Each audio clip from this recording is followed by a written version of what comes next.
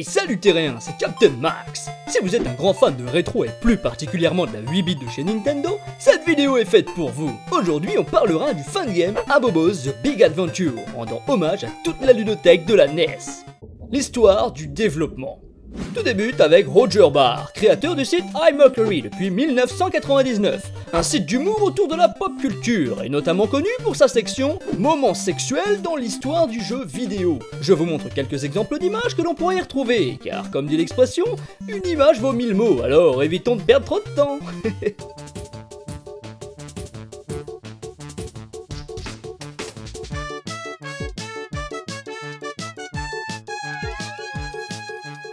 C'est en 2002 qu'il se met en tête de créer un jeu autour de son personnage favori de la Nintendo première du nom, Abobo, un gros méchant du jeu Double Dragon. Mais déjà à ce moment-là, il a des objectifs bien plus grands que de créer un simple jeu autour du héros. Non, Roger veut que celui-ci rende hommage à toute la ludothèque de la NES.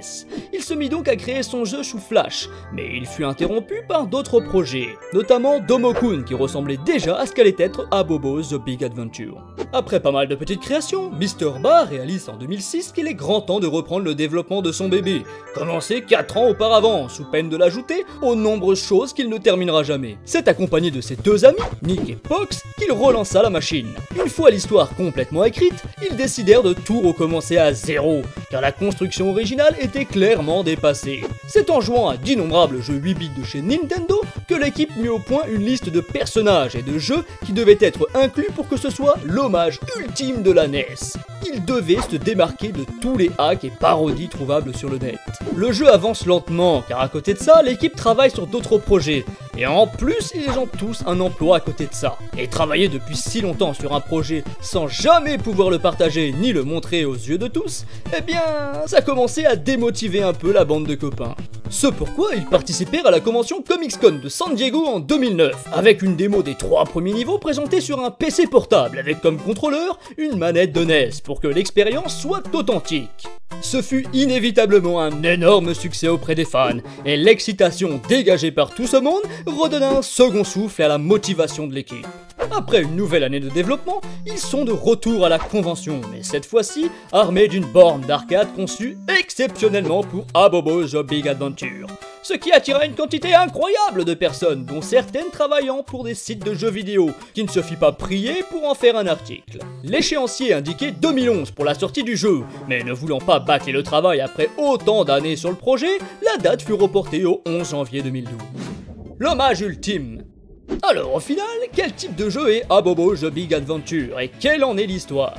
Vous vous retrouvez dans la peau de Abobo à la poursuite du kidnappeur de son fils, Aboboy. Vous devrez donc lui frayer un chemin à travers des classiques de la NES pour aller sauver son petit. Et on y retrouvera des niveaux inspirés des jeux suivants: Double Dragon, Super Mario Bros, Urban Champion, Legend of Zelda, Balan Kid, Pro Wrestling, Mega Man, Contra et Punch-Out! Et oui, comme vous pouvez le constater, il va falloir s'adapter à plusieurs gameplays. On passera aussi bien par du beat'em up, du run and gun que du platformer 2D.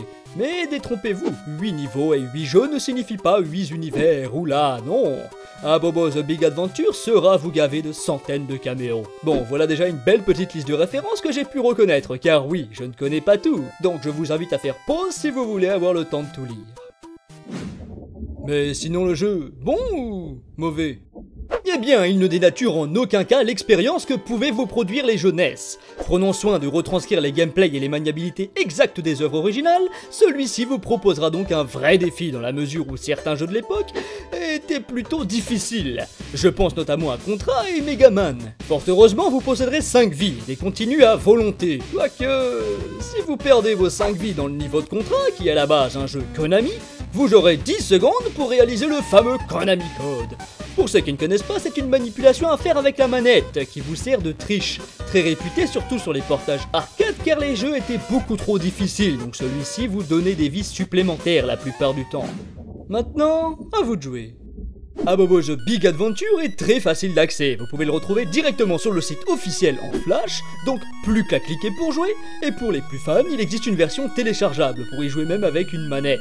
Un fan game qui attirera aussi bien les rétro gamers cherchant à jouir de toutes les références, que des jeunes gamers qui voudraient découvrir des légendes du jeu vidéo regroupées en un seul. J'espère que cette vidéo vous aura plu, si c'est le cas n'hésitez pas à la partager, ça ne coûte rien et ça paye plutôt bien. Merci et à très bientôt Terrien.